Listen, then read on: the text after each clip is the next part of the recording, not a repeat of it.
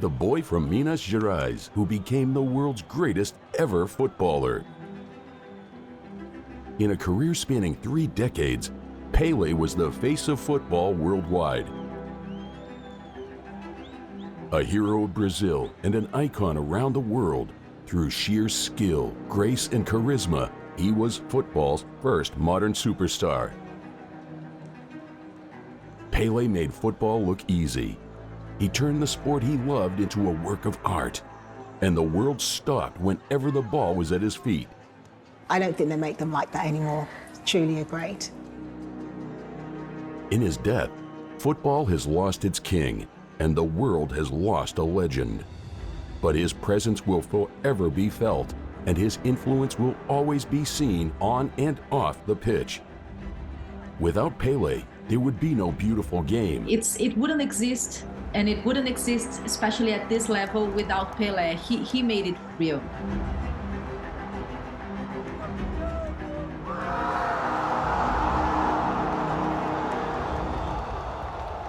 He was the king of the game.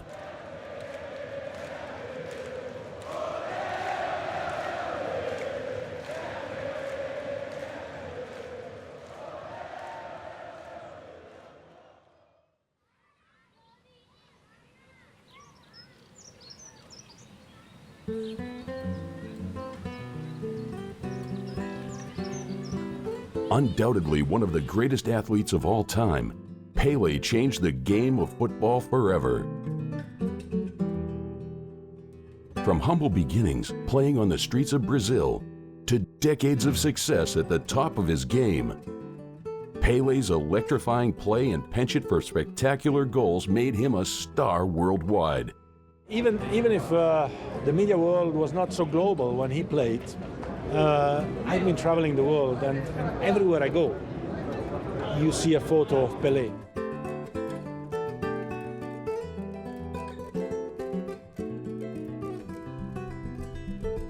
His unique style combined speed, creativity, and technical skill with physical power, stamina, and athleticism.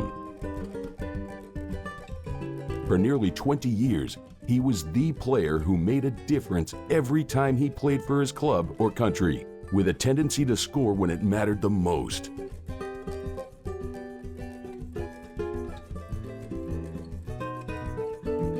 His ability to dribble past players with ease, using skill, pace, and style, made Pele a nightmare to play against, but a dream to watch. Around the world, he was both feared and revered, and after being globally named the king, Pele transcended his status as a Brazilian legend. He was footballing royalty. But this king wasn't born to rule. He was born to play football.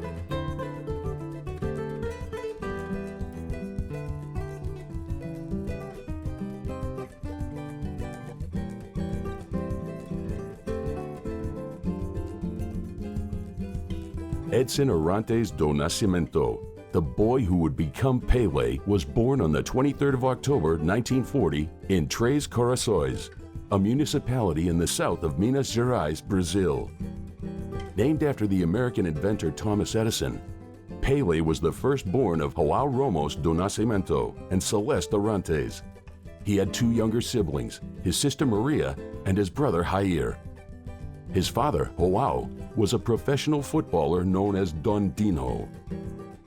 Although he would never make it to the top leagues after suffering a severe injury, he inspired his son to play.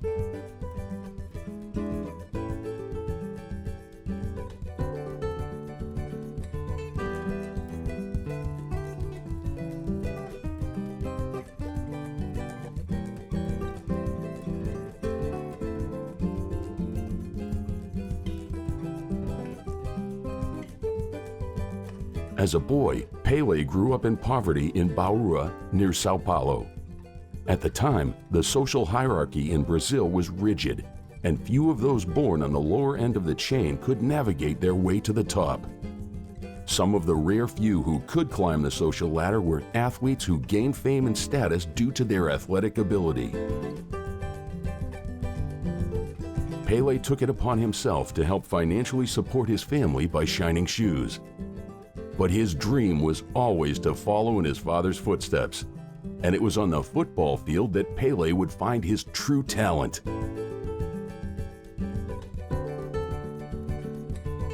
It wasn't long before his gift was impossible to ignore.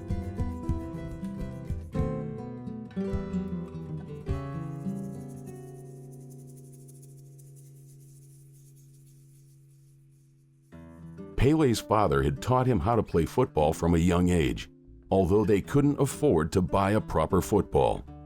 Instead, the young footballer had developed his talent on the streets of Barra, kicking anything he could get his hands on. Using socks stuffed with newspaper and grapefruits, Pele's introduction to football was rooted in poverty, but ultimately began his journey into stardom.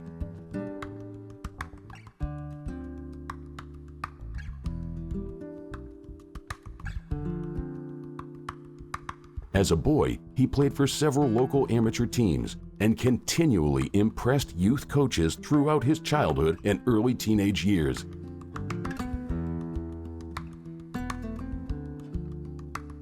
When he was 14, Pele was scouted by Valdemar Gibrito, a former Brazilian footballer who coached a local youth team. The former player brought the teenage Pele into his team, the Bauru Atlético Club Juniors, and quickly made him captain.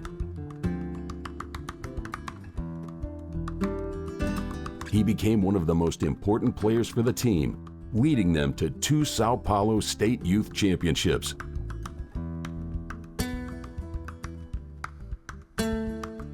His teenage footballing experience was supplemented with futsal. Often described as a quicker and more technical game, Pele credited futsal with being one of the most important aspects of his footballing development. It's a lot quicker than football on grass. You have to think really quickly because everyone is close to each other. Learning the game probably helped me think on my feet better. It was through futsal that I first got my chance to play with adults. I was about 14, and I can remember that there was a tournament which I was told I was too young to take part. I ended up top scorer with 14 or 15 goals. That gave me a lot of confidence. I knew then not to be afraid of whatever might come. After impressing on both the indoor and outdoor pitches, De Brito eventually convinced Pele's family to let the budding phenomenon leave home and try out for the Santos Professional Soccer Club when he was 15. If successful, Pele had the chance to help pull his family out of the lower levels of Brazil's social hierarchy system and change their lives forever.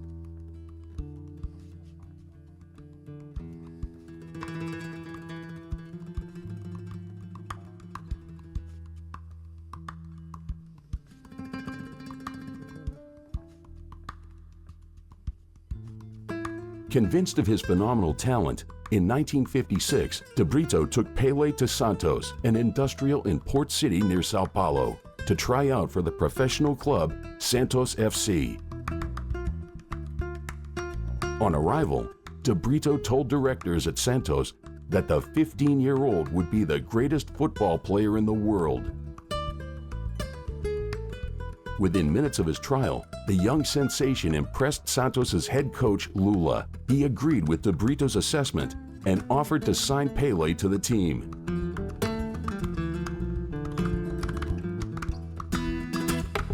In June 1956, Pele signed for the Santos FC and was promoted across the local media as a future superstar of the club. 3 months later, the teenager made his senior debut against local rivals, Corinthians, in an impressive 7-1 victory. His senior debut was bookmarked by his first competitive goal for the club, the first of over 600 goals he would go on to score in his long career at Santos.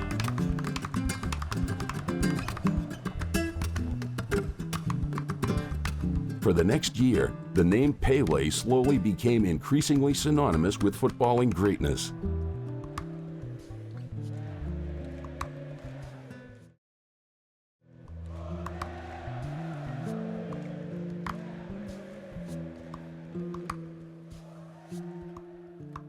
Edson Arantes do Nascimento.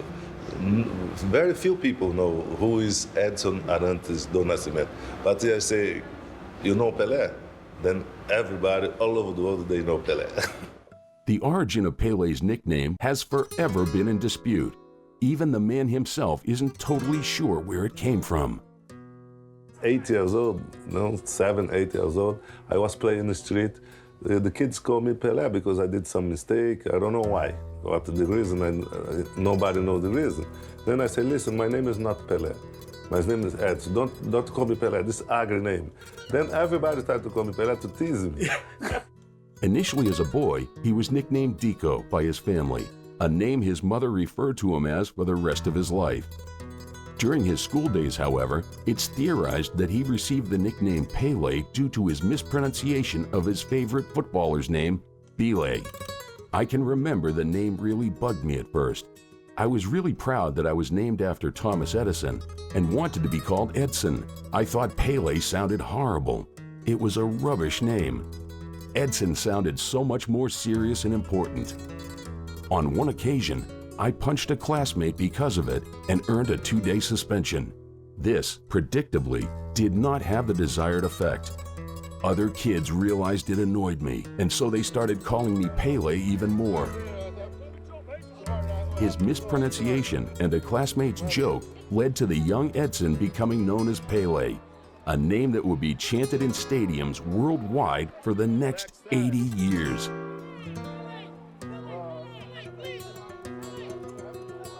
When the 1957 season started, Pele was given a starting place in the first team. Over the course of the season, the teenager became the top scorer in the league. What was clear, even at such a young age, was Pele's remarkable fluidity on the pitch, his speed and quickness amplifying his peerless ball-handling abilities. The teenage wonder's performance for his club, with 41 goals in 38 appearances, rightly caught the attention of the Brazilian national team. I have a luck because with 16 years old, I play with the Brazil national team in Maracanã against Argentina. Then I got a little more experience because I stayed 8 months with Santos from 16 to 17 to get 17. I play with Santos, I play some games with the Brazil team, and then I went to Sweden.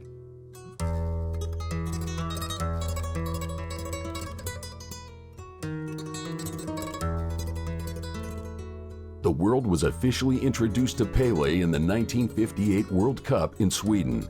It was a record-breaking tournament for the young Brazilian superstar.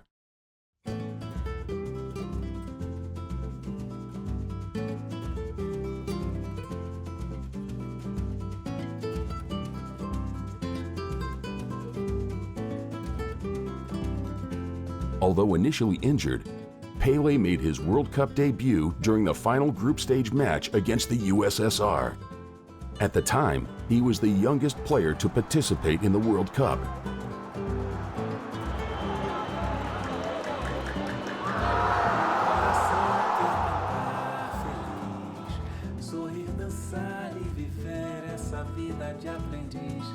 Against France in the semi-final, Pele scored a hat trick, becoming the youngest player in World Cup history to do so. Cruzamento, mergulhou, largou Pelé lá dentro! Fez o passe do Pelé, furou, voltou, Pelé emendou lá dentro! Empurrou na frente pro Pelé lá dentro! After securing his team a place in the final, Pele became the youngest player to play in a World Cup final match. And of course, the teenager lit up the final, scoring 2 goals as Brazil beat Sweden 5-2 in Stockholm. At 17, Pele had won the most sought-after trophy in world football, and he did it in style. The first World Cup, I was 17 years old. Then I was selected to go with the national team to go to Sweden. And then everybody's thinking, my God, you was difficult for you, you are very young, but I say, I swear, it was like a dream. It was not difficult. I just wanted to be in the team. Play, to be yourself. I went to play, then I have a luck.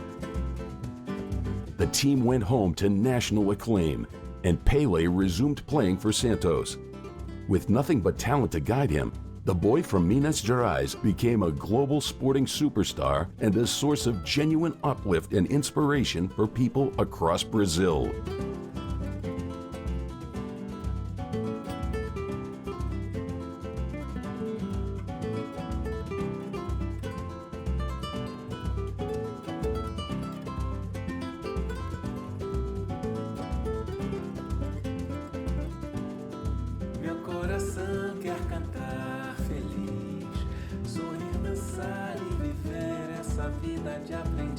As part of his military service, he also played for 2 army teams.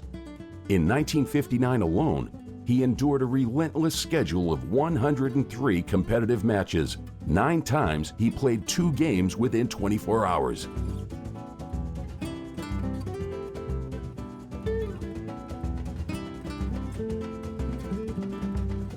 Owing to his standout performance in the 1958 World Cup and his continued success for Santos over the following season, the young Pele was subsequently inundated with offers to jump ship from Santos to a variety of European clubs.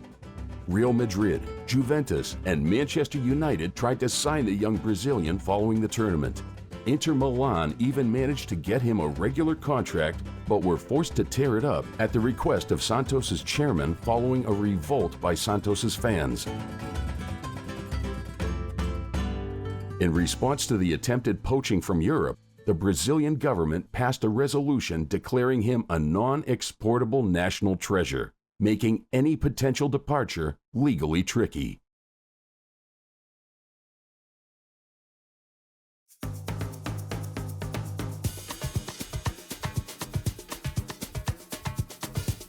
Pele entered the 1962 World Cup with an aura around him. By now, thanks to his ever-growing goal record and skill set, the 21-year-old was the best-rated player in the world.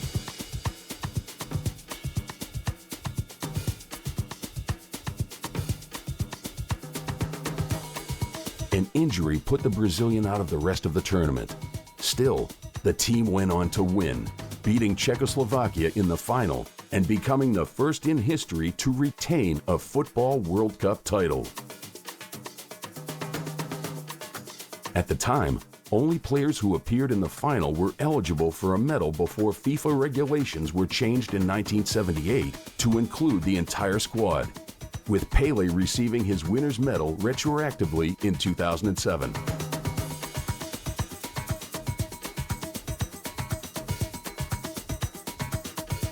After the 1962 World Cup, Pele continued to excel for his club team Santos.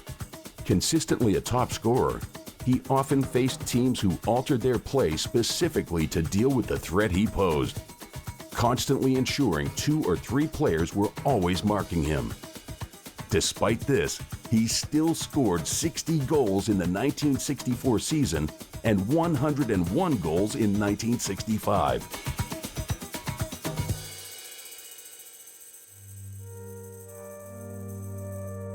Owing to his standout performance in the previous tournament and his illustrious form for Santos, Pele was still regarded as the best player in the world when England hosted the World Cup in 1966. However, for Brazilian fans, the World Cup was marked after Pele was targeted by rival teams trying to stop him in his tracks. He was brutally kicked in the first game against Bulgaria and was finally sidelined during the 3rd group stage match by a Portuguese player's tackle. With Pele essentially absent, Brazil was eliminated after losing to Portugal.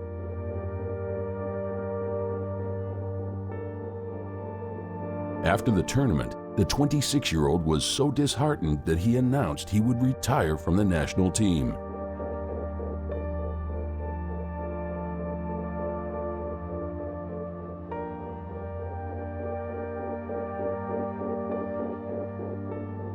By 1969, with the World Cup looming, fans held their breath after the superstar initially declined a call-up to the national squad. Rumors slowly emerged that Pele was close to hanging up his boots and leaving football while he was at the top. With 2 World Cups, nearly 30 domestic trophies, countless individual awards, and hundreds of goals, he'd already lived the ultimate footballer's dream. For football fans in Brazil and across the world, the idea of a World Cup without Pele, who had been their main source of entertainment for the past decade, was unthinkable.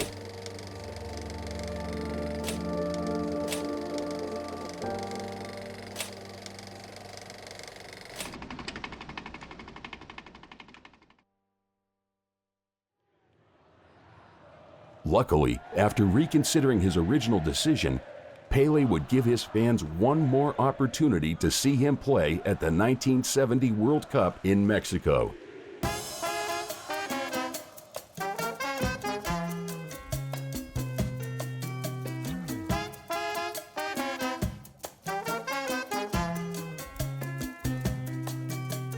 Last World Cup in 17 in Mexico, after 35 years, that was difficult to me.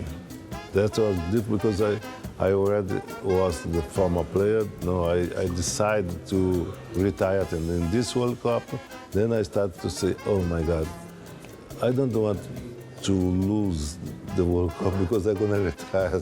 The medal is the same, because the 3 medals is the same, but the ambition, the moment was completely different.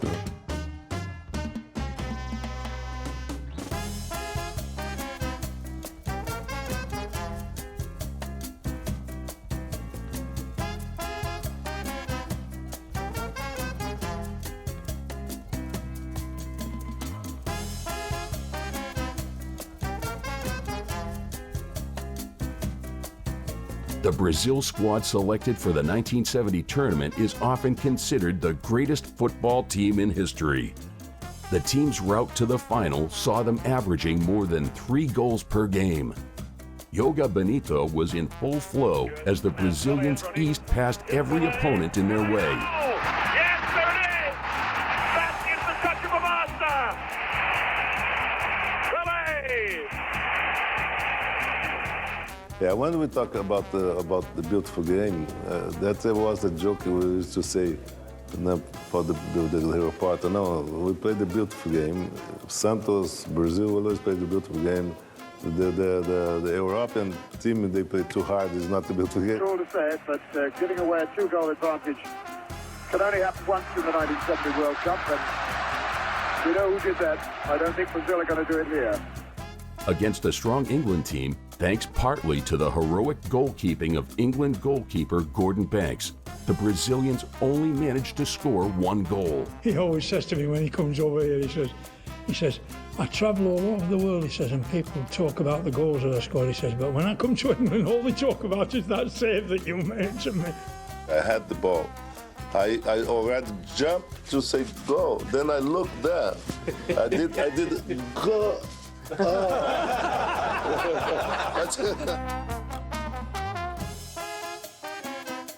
Pele and his team still won, knocking out the previous World Cup champions.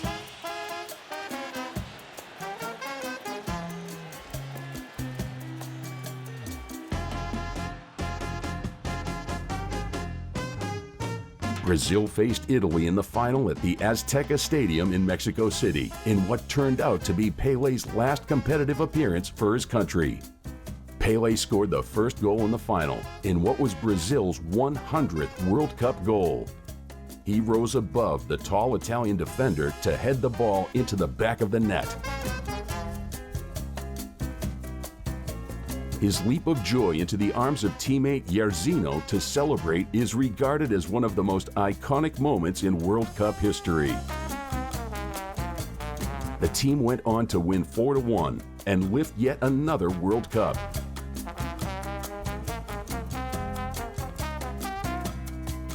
After being directly responsible for over half the goals his team scored during the World Cup, Pele was awarded the Golden Ball as the player of the tournament. Soon after winning his 3rd and final World Cup, Pele retired from international football.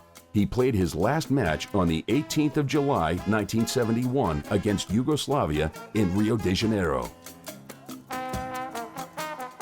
Nearly 140,000 fans packed into the Maracanã to watch the King play for Brazil one final time.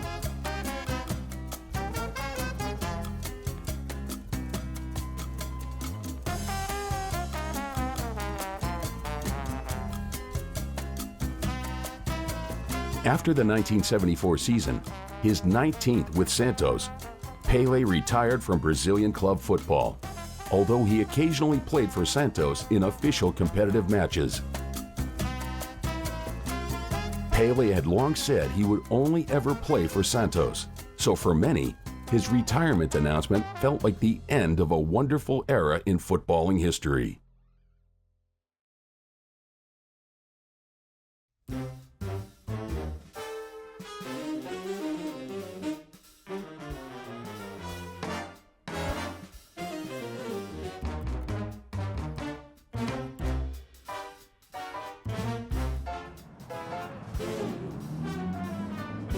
A year later, Pele came out of retirement to sign with the New York Cosmos for the 1975 season.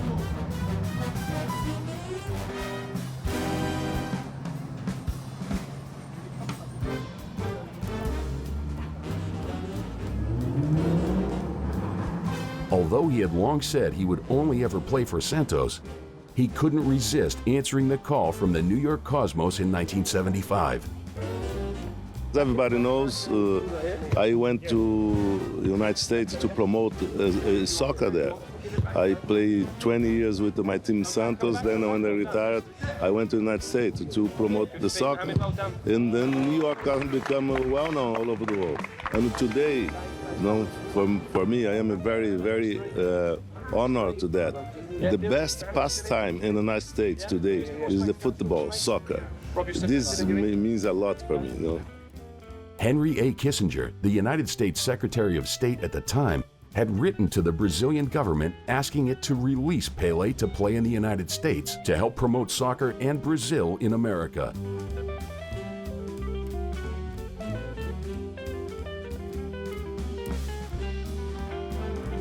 Playing in America represented a significant step down in terms of the level of play that Pele was accustomed to. However, the league benefited greatly from him as an ambassador of the game, and ticket sales soared.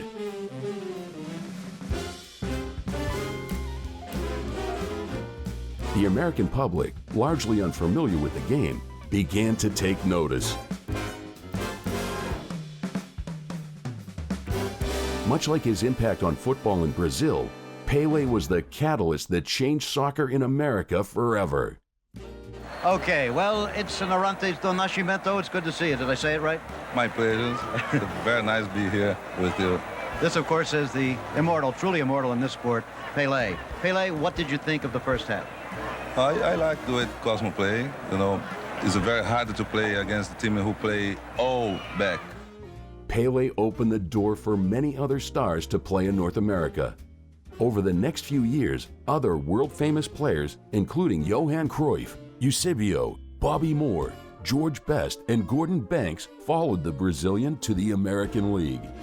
America has shown in the past that for great players like Pele and Beckenbauer, George Best, it can be a very attractive last chapter of a footballer's career. Gazza's going there, and I'm sure they're looking forward to seeing him, and he'll be very much a part of their next generation of footballer. Pele led the Cosmos to a championship before retiring for good, an event marked by an exhibition match between his adoptive New York team and Santos. The game was played in front of a sold-out crowd at the Giant Stadium and was televised worldwide. Pele played the first half with the Cosmos and the second with Santos. The game ended with the Cosmos winning 2-1. With Pele scoring a 30-yard free kick for the Cosmos in what was the final goal of his career. During the second half, it started to rain, prompting a Brazilian newspaper to come out with the headline the following day, "Even the sky was crying."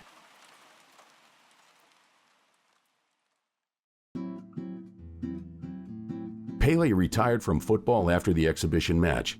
His legacy was firmly intact as arguably the finest practitioner of the beautiful game. By this time, he had amassed a series of extraordinary records, with 1,283 goals to his name, including 92 hat tricks and a trilogy of World Cups. The Brazilian holds the record for the most career goals and World Cup wins in football history. Retirement did little to diminish the public profile of Pele, who remained a popular pitchman and active in many professional arenas. The Brazilian legend ventured into the movie business, appearing in the 1981 movie Escape to Victory as Corporal Luis Fernandez alongside Michael Caine, Sylvester Stallone, and Max von Sydow. The film, set during the Second World War, tells the story of Allied prisoners of war who play an exhibition football match against a German team.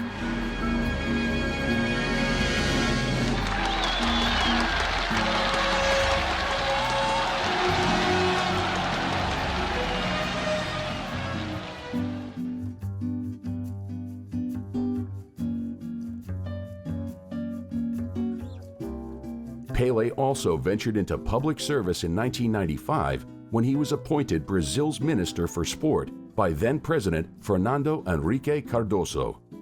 Pele began a crusade to bring accountability to the business operations of Brazil's professional teams, which were still mainly run as gentlemen's clubs, and to reform rules governing players' contracts. In 1997, Pele was awarded an honorary knighthood by Queen Elizabeth II. He still causes a stir wherever he goes. The greatest footballing legend of all time can't call himself Sir Pele because he's a foreign national, but he was clearly proud of the gong he received from the Queen. It was partly for his work with children, here at a project at Chelsea combining homework and football. He's now Minister for Sport in Brazil and showed diplomatic footwork when asked about England in the World Cup. England, play very well. They have a good coach now, change your style, qualify very well. But in this tournament, it's very hard to say who's gonna win because it's a tough tournament. I wish Brazil be in the final. He wrote best-selling books about his life, both on and off the pitch, outlining his rise to the top of the footballing world. Good to see you. Welcome to Britain. Tell us about the book. Is it more about football or more about you? It's about my life. I did a lot of book. We talk everything, In December 2000, Pele and Maradona shared the FIFA Player of the Century Award. The award was initially intended to be based upon votes in a web poll, but after it became apparent that it favored Diego Maradona, FIFA then appointed a Family of Football committee of FIFA members to decide the winner of the award. The committee chose Pele. Since Maradona was winning the internet poll, it was decided that the two would share the award. Well, I think that it could be a dead heat wherever you look. It depends on your era. I suppose you're brought up and it was Pele or Maradona. That's the issue, isn't it? And of course, the arguments can go on and on and on. I think probably they are the two greatest players, and I think the one you would maybe put in amongst it would be Di Stefano. If you look at both careers, World Cup winners, played in great teams, both played for their country at 17 years of age. It tells you even before they became famous what they thought of them, the identification of them as young kids. It's a very difficult one. Pele was involved in 3 World Cup winning teams, wasn't he? Although he was injured in the '62 final, and didn't play in that, he got injured. And he was injured in the '66 World Cup. Maradona and Pele were different in some ways. Maradona had a fantastic close control of driving the ball at defenders' feet. I always thought that was his greatest strength. He always put the bait out to the defender to try and tackle him. It was fantastic how he did that. And then Pele's header in the World Cup final against Italy, how he suspends himself in the air and gets the header down. Fantastic. And Pele scored, his first game for Brazil, he scored a hat-trick, didn't he? He scored a hat-trick in his first game in Sweden. Scored a goal in the semi-final, scored 2 in the final, didn't he? Yeah, 2 in the final, 1 in the semi-final, didn't he, against Wales. For all of his post-playing career, Pele continued to be involved with football as much as possible, acting as a custodian for the game and traveling worldwide to help promote different clubs, cups, and tournaments. I'm gonna make a statement here. This is the only cup I didn't have in my house. Can I take that home?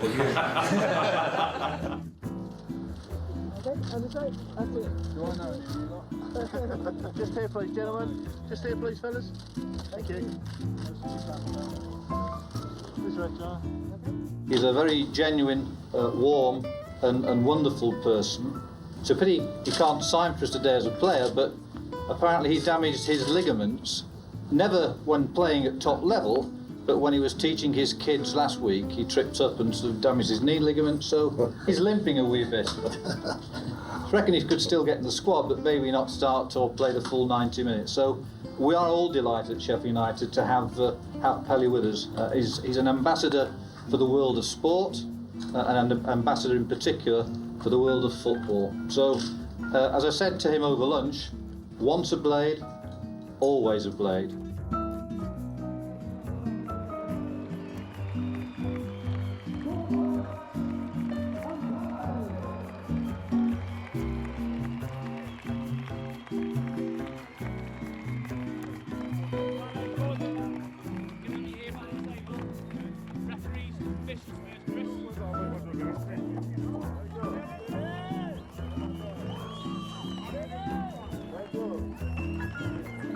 In 2013, he was awarded the FIFA Ballon d'Or Prix d'Honneur in recognition of his career and achievements.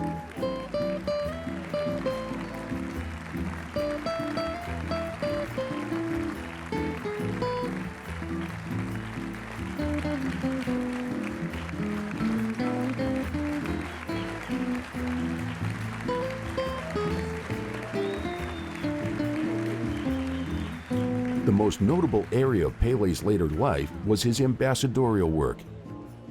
Retirement saw the footballing legend go on to campaign for a variety of causes, including poverty reduction, anti-corruption movements, and environmental protection. Pele auctioned more than 1,600 items from a collection he accumulated over decades and raised £3.6 million for charity. All finished then in the room against the wall there at 2,000.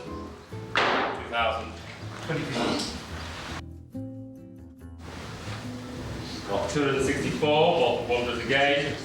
This autograph venue, got 264, 140, 150, 160, 170, 180, 190, 200, 220, 240, 260, 270.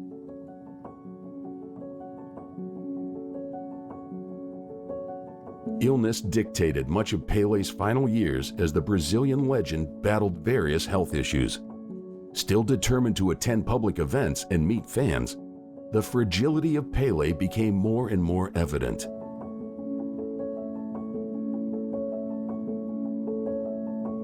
In September 2021, Pele had surgery to remove a cancerous colon tumor and began chemotherapy soon after. On the 3rd of December 2022, Pele was hospitalized at the Albert Einstein Hospital in Sao Paulo. 4 days later, he told his social media followers, "I want to keep everyone calm and positive. I'm strong, with a lot of hope. I have a lot of faith in God. Thank you so much for everything."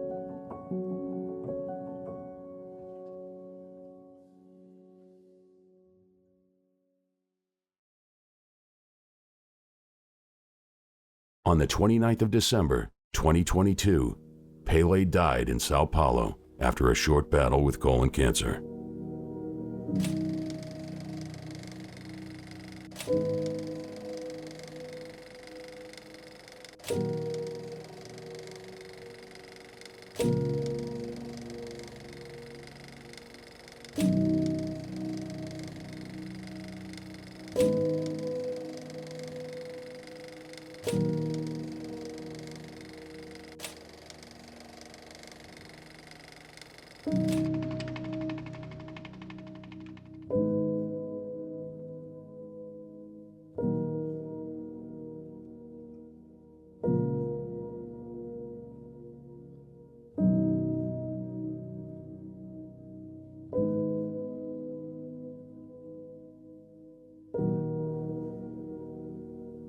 A 3-day period of national mourning was announced, a tribute fit for a king. Across the world, people celebrated the extraordinary life of Pele. In Santos, Pele's coffin, draped in the flags of Brazil and Santos FC, lay in state at the Vila Belmiro Stadium. Nearly 250,000 fans queued to pay their respects to Pele, a manifestation of the legacy he created. Fans lined the streets of the city where his storied career began to bid the legend farewell as his casket was moved from the stadium to his final resting place.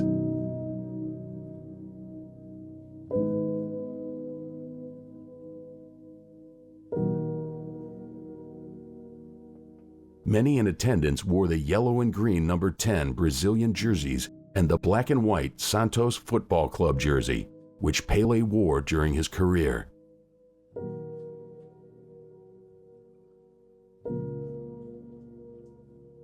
Pele was buried at Memorial Necropele, Ecumênica, the world's tallest vertical cemetery, overlooking the stadium where he became an icon. It's important that children in 20 years, in 50 years, in 100 years from now, they remember who Pele was. He was the first in many things. And we need to remember him in a field, in a stadium where goals are being scored, where emotions are being felt, because that's exactly the skill that Pele had as a gift of God. Wherever football is played, the name Pele will be synonymous with it. For many, Pele's accomplishments on the football pitch will never be equaled, and virtually all great footballers will be measured against the Brazilian who made the world stop whenever the ball was at his feet.